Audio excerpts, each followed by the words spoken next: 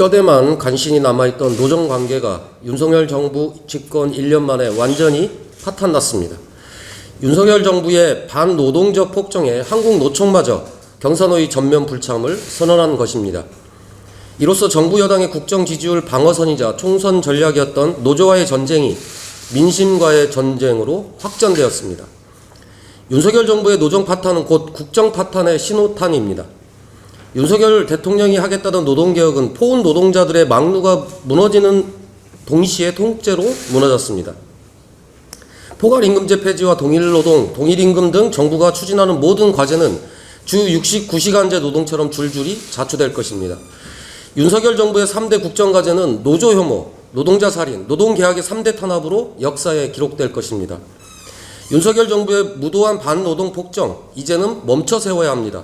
정의당은 반노동 폭정 중단, 노정 대화 복구를 위한 3가지 핵심 요구를 제안드립니다.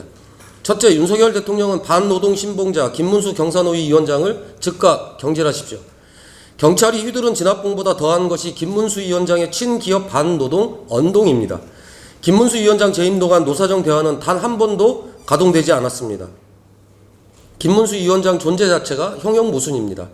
윤석열 대통령은 김문수 위원장 경질로 노사정 대화 복원의 의지를 표명하기 바랍니다. 둘째, 대통령 국정 지지율 특보 윤희근 경찰청장 또한 즉각 파면하십시오.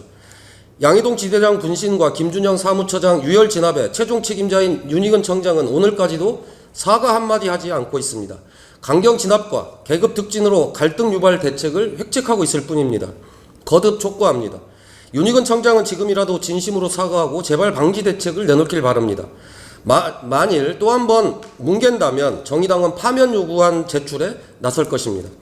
셋째, 반노동 폭정, 노동계약에 대한 국회 합동청문회를 추진해야 합니다.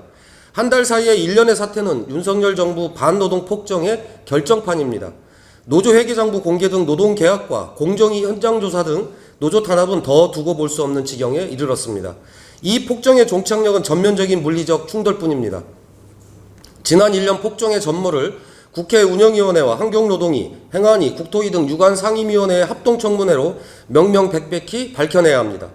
합동청문회가 이번 임시국회 안에 시작될 수 있도록 다시 한번 민주당과 기본소득당, 진보당 등 야4당 논의 테이블 구성을 다시 한번 제안드립니다.